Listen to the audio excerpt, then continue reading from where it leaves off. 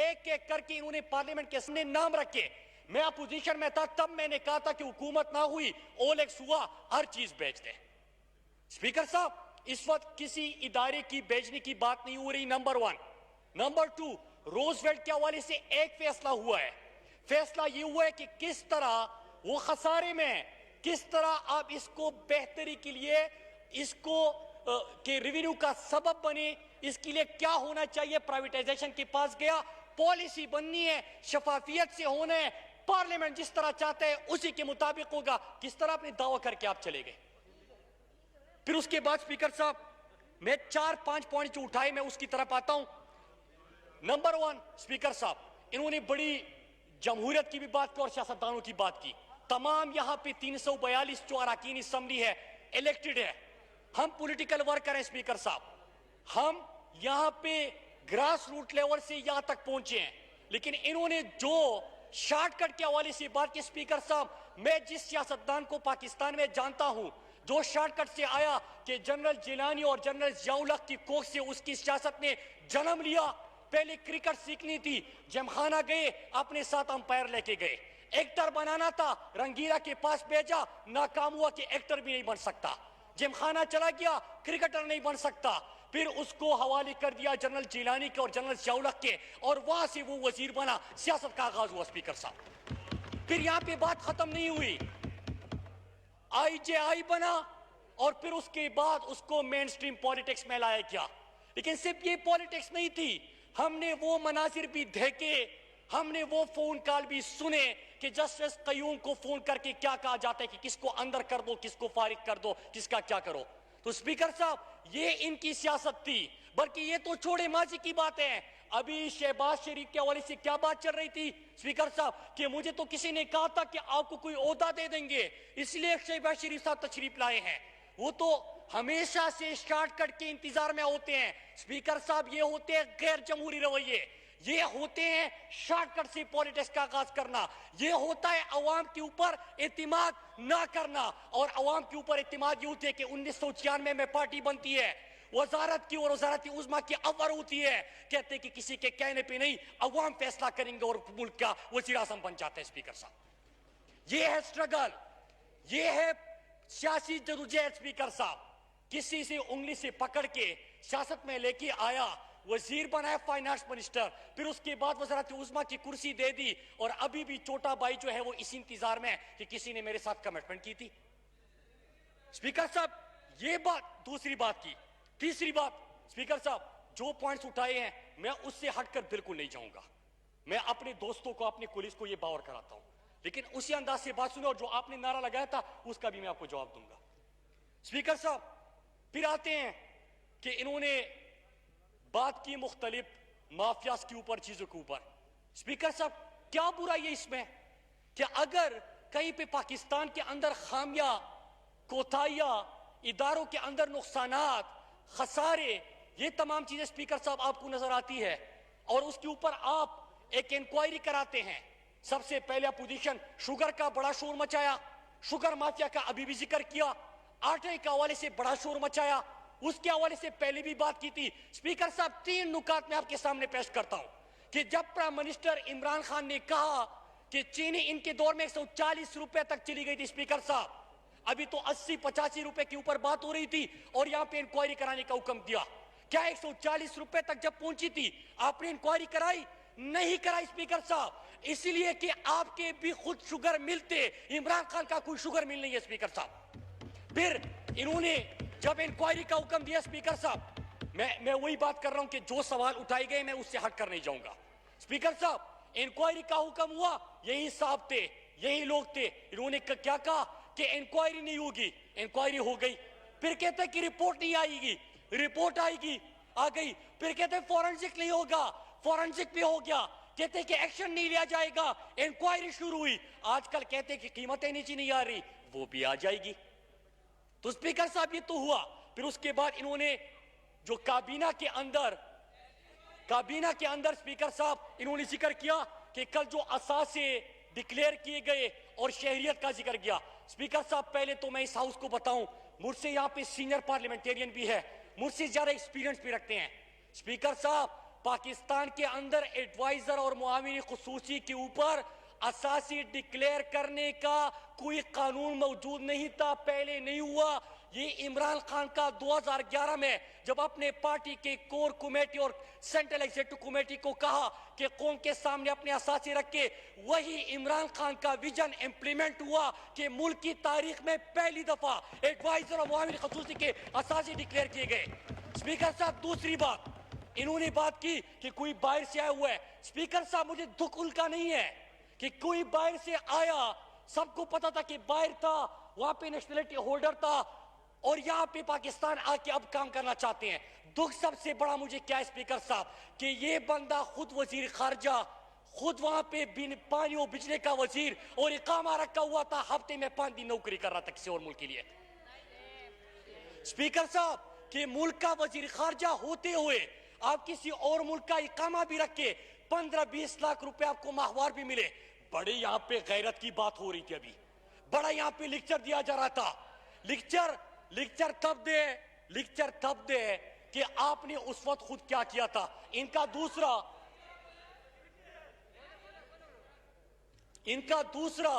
जो वजीर था वो भी वहां पे इकामा होल्डर था, बल्कि बाकी तो छोड़े, इनका तो वजीर आजम भी इकामा होल्डर था। स्पीकर साहब, यहां पे अभी बात कर रहे थे, दुख इनको इस चीज का है कि इमरान खान ने तो मुआविन खुसूसी और एडवाइजर के असासे और शहरियत डिक्लेयर कर दी। अब हमारा मुतालबा है कि आपकी तमाम पार्टी उहदेदारान भी नेशनलिटी और असासे डिक्लेयर कर दे। खौफ और दुख इस चीज का है स्पीकर साहब, और इस मुतालबे से स्पीकर साहब हम पीछे नहीं हटेंगे कि जो भी मुल्क के किसी बड़े ओहदे पे फाइज रहा या रह चुका है वो अपने असासे और नेशनलिटी कौम के सामने रखेगा। स्पीकर साहब, उसके बाद एक और बात हुई कलभूषण के हवाले से। स्पीकर साहब, इन्होंने सोशल मीडिया के ऊपर ट्रेंड भी चलाया था। क्या इन्होंने कौम को यह बताया कि उसमें है क्या? इंटरनेशनल कोर्ट में आपका केस लड़ा जा रहा था, उसमें क्या बात हुई है? लेजिस्लेशन के हवाले से क्या कुछ हुआ है? मुल्क की बेहतरी हुई है कि नुकसान हुआ है? इसके ऊपर कोई डिबेट करते, कोई हमें दलील देते, कोई तजवीज देते। लेकिन स्पीकर साहब क्या तजवीज देते कि इंटरनेशनल कोर्ट में जो इंडिया की वकील ने वहां पे वीडियो और स्टेटमेंट पाकिस्तान के खिलाफ इस्तेमाल किया, वो मेरा और आपका नहीं है, नवाज शरीफ का स्टेटमेंट इस्तेमाल किया। स्पीकर साहब, यहां पे आके इस तरह बात करना, फिर आती है बात कि प्राइम मिनिस्टर इमरान खान के ऊपर, जो कि पाकिस्तान के आला अदलिया जिसने आपके लीडर को सजा दी, नाअहल करार दिया, उसी सुप्रीम कोर्ट ने इमरान खान को सादिक और अमीन डिक्लेयर कर दिया और उनके ऊपर अभी बात कर रहे थे। स्पीकर साहब, जब बात कर रहे थे, मैं जरा आपसे इनसे सवाल करता हूं, ये मौसूफ वो थे, ये इदारों के ऊपर कभी डिबेट नहीं चाहेंगे, प्राइवेटाइजेशन के ऊपर आज होना ही चाहिए था कि हमें आईना दिखाते, हमसे सवाल करते, हिकमत अमली के ऊपर बात करते, उसके ऊपर सवाल उठाते, फिर तजावीज सामने लेके आते कि मुल्क के इदारों को किस तरह बेहतर बनाया जा सकता है। स्पीकर साहब, वो नहीं किया, बड़े दबंग अंदाज में गुफ्तगू कर रहे थे और एहतिसाब की बात कर रहे थे, ट्रांसपेरेंसी की बात कर रहे थे। स्पीकर साहब, जब पनामा आया, दुनिया में पाकिस्तान की बदनामी हुई, करप्शन के केसेस सामने आए, असासे सामने आए, तो इन्होंने क्या कहा? मियां साहब, फिक्र ना करो, कौम भूल जाएगी, मतलब मर्जी जितना लूटना है लूट लो, कौम को इसका परवाह ही नहीं है। स्पीकर साहब, ये यहां पे गुफ्तगू कर रहे थे कि प्राइवेटाइजेशन के ऊपर डिबेट हो रही थी। स्पीकर साहब, 41 इदारे इनके दौर में प्राइवेटाइजेशन लिस्ट पे डाले गए, ये पार्लियामेंट लेके आए, इदारों का हाल ऐसा किया कि मैं ये कहते कि पुरानी बातें भूल जाओ। स्पीकर साहब, भूलना नहीं है, क्योंकि हमें स्वीडन की इकोनॉमी इनहेरिट नहीं किया हमने, हमें कोई यहाँ पे आपने इटली का और कनाडा का हेल्थ सिस्टम नहीं दिया। हम बात करेंगे कि कहां से हमने शुरू किया था। शुरू इससे किया था कि इनका जो मुशीर खजाना है वो इतना तगड़ा था, इतना बेहतरीन पाकिस्तान की इकोनॉमी को लेके गया कि आखिर में खुद फरार हो गया, मईशत को इतना मजबूत कर गया कि मफरूर इश्तिहारी बन गया। स्पीकर साहब, इनका दूसरा आया मिफ्ता इस्माइल ने कहा कि जो पाकिस्तान का पीआईए खरीदेगा, पीआईए का बड़ा दुख था इनको कि पीआईए को किस तरह इन्होंने तबाह कर दिया, दुनिया के अंदर जिस एयरलाइन की इज्जत थी उसको इन्होंने रुसवा कर दिया। यहां तक कर दिया स्पीकर साहब, मिफ्ता इस्माइल कहते हैं कि जो पीआईए खरीदेगा स्टील मिल मुफ्त में ले जाए। स्टील मिल खसारे में, पीआईए खसारे में, रेलवे खसारे में स्पीकर साहब, और यहां पे आके दबंग तकरीर है। इदारे क्या हमने जहां से स्टार्ट किया था, क्या रेवेन्यू में इंक्रीज आया कि कमी आई? जो रेलवे का रेवेन्यू था उसमें इजाफा आया, जो पीआईए का पिछले 3 महीने में कोरोना से पहले रेवेन्यू था उसमें इजाफा आया। तो स्पीकर साहब, इदारों को आपने डायरेक्शन दे दी, उनकी इस्लाह की तरफ गए, लेकिन उसके ऊपर बात नहीं। प्राइवेटाइजेशन से लेके गए डिबेट पता नहीं कहां तक, और कलभूषण का कहते हैं कि कलभूषण का अगर कोई 2 दिन नाम नहीं लेता था, 2 दिन क्या 3-4 साल गुजर गए थे, आपको इतनी शर्म क्यों आती थी कलभूषण का नाम लेते हुए? कभी लिया था?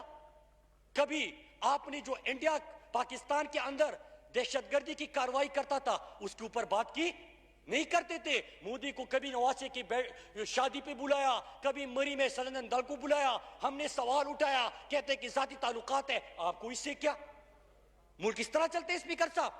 अगर आपने मुकदमा लड़ना था, कहते कि पाकिस्तानियत की बड़ी बात कर रहे थे, खुद इकामा रखा हुआ है, 15-20 लाख रुपए बाहर से नौकरी तनख्वाह ले रहे हैं, 5 दिन उनकी हाजिरी रखती है, 2 भी चौकीदार ऐसे बढ़ती हुई है। अमेरिका जाके पाकिस्तान के बारे में क्या कहते हैं?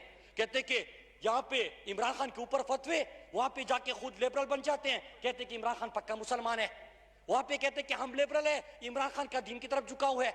अमेरिका को कहते हैं कि पाकिस्तान के अंदर दहशतगर्दों के ठिकाने हैं। स्पीकर साहब, इस तरह मुल्क चलता है। मुझे अच्छा लगता स्पीकर साहब, प्राइवेटाइजेशन के ऊपर बात होती, हम भी करते। आखिर में मैं इनके नारों का जवाब देता हूं स्पीकर साहब। 2 दिन से इन्होंने सोशल मीडिया के ऊपर ट्रेंड चलाते, और मुझे पता है पॉलिटिकल पार्टी का 2014-15 में उस वक्त वो इतने सियासी हरीफ नहीं थे मेरे, ये वाली जारा थे, वो हमारे साथ अपोजिशन में थे। इन्होंने एक इशू मेरे हवाले से उठाया स्पीकर साहब, और मैंने क्या किया कि मैं खुद कोर्ट गया।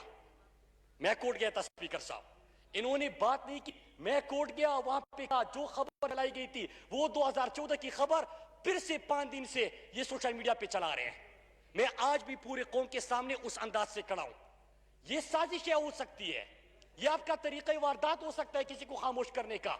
अल्लाह का लाख लाख शुक्र है कि जब मैं किसी के करप्शन पे निकाब करता हूं स्पीकर साहब, तो मुझे पता है कि कल को मैं नसीब ये भी मुझे ना कहना पड़े कि जनाब ये है वो जराए, और आखिर में कुछ ना हो, और ना मुझे ये कहना पड़े कि ये कौन होते हैं मुझसे सवाल करने वाले, क्योंकि मैं सियासी वर्कर हूं, ग्रास रूट लेवल से आया हूं, जवाब दे हूं और अपने कौम के लिए जवाब दूंगा। 2014 का एक इशू जो इन्होंने उठाया था, और इन्होंने आजकल एक हफ्ते से उठाया हुआ है, कोर्ट का फैसला आज से 3-4 साल पहले आ चुका है, और कोर्ट के जजमेंट में आखिरी पैरा में सादिक और अमीन डिक्लेयर किया है, और आपके पिटीशन को गलत साबित किया है। स्पीकर साहब, एक काम करें, हम यहां पे सवाल उठाते हैं स्पीकर साहब, और इनसे भी तवक्को करते सवाल उठाए। आप खुद को धोखा दे सकते हैं। 2014 की चीज उठा के जो कोर्ट ने उसको रिजेक्ट कर दिया, खत्म कर दिया, आपकी पिटीशंस को, आपके प्रोपेगेंडे को। यहां पे सोशल मीडिया खुद को खुश करने के लिए बड़ा अच्छा है कि चलो मुराद सईद खामोश हो जाएगा, भाई ने तो मैं इससे खामोश हूंगा। मैं तो हमेशा कहता हूं मैं आईना हूं, दिखाऊंगा दाग चेहरों के, जिसे बुरा लगे वो सामने से हट जाए। स्पीकर साहब, सवाल करे, जवाब मांगे, हम देंगे। हम ये नहीं कहेंगे कि ये कौन होते हैं, हम एक एक सवाल का जवाब देंगे। फैक्ट्स के ऊपर बात करें। आज डिबेट हो रही है प्राइवेटाइजेशन के ऊपर। प्राइवेटाइजेशन के ऊपर बात करते, मुल्क के इदारों को बेहतर बनाने के लिए तजावीज देते, हम आपकी तजावीज सुनते और अपने मुल्क के इदारे को बेहतर बनाने की कोशिश करते, और कर रहे हैं। आप चाहे ना चाहे, आपकी नजरों से के सामने पाकिस्तान तरक्की करेगा। इंशाल्लाह पाकिस्तान के इदारे खसारे से निकलेंगे, पाकिस्तान को सही डायरेक्शन दे चुके, और इमरान खान की क़यादत में, क्योंकि सादिक और अमीन लीडर है, इमरान खान की क़यादत में पाकिस्तान को नए पाकिस्तान का ख्वाब पूरा करेंगे। बहुत शुक्रिया।